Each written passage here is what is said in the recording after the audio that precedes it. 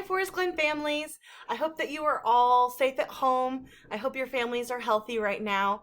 I hope that you are all doing okay with your virtual learning. I know that it's rough for us as teachers. I know it's rough for you guys as families, but I hope that you're hanging in there and doing all right.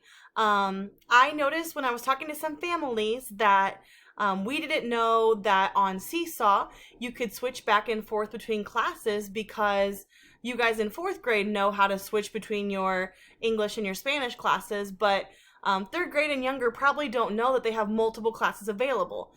Some of you tech savvy students, I'm sure, have figured it out, but others did not know that, for example, your related arts classes are on the side of Seesaw and you have to flip between classes. So I wanted to make a video to tell you guys how you can do that at home so that you can also have your music lessons, dance and drama, PE, and Project Lead the Way, and art.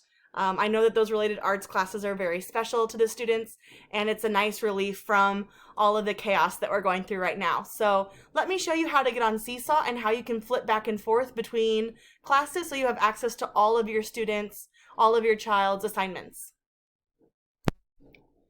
So first we're going to go to Seesaw here, to clever.com. That's the easiest way to get there, probably from your home computer. If you have an iPad or a tablet, you probably are going to go to the app, that is the student app first. It's called the class app, I believe, and it will take you to a screen that's very similar. So I went to clever.com, I logged in, it's in my account, so you're going to see my teacher tools, but it still looks pretty much the same. We're going to let it log in. And then this is kind of the landing page for both students and teachers. And like I said, there'll be some things that are different since I'm not a student, but it's a lot that looks the same. So when they log in, up here in the top left corner, you can see that I have 35 badges, which means that I have 35 messages or notifications. And on your child's account, they probably have multiple badges as well because they're going to have assignments from their teachers if they've not completed them or added a response. They'll have a red badge for that. And also the related arts classes. So when I click here, you can see that as a teacher, I would have my AM and my PM class. But since I'm third grade, I'm all wrapped up into that one purple class right here. But on your child's account, you're going to see multiple accounts on the side. You'll see that they have their homeroom class, and then they also have music, art, PE, Project Lead the Way, and the one that's probably missing because we're still working at the bugs is dance and drama.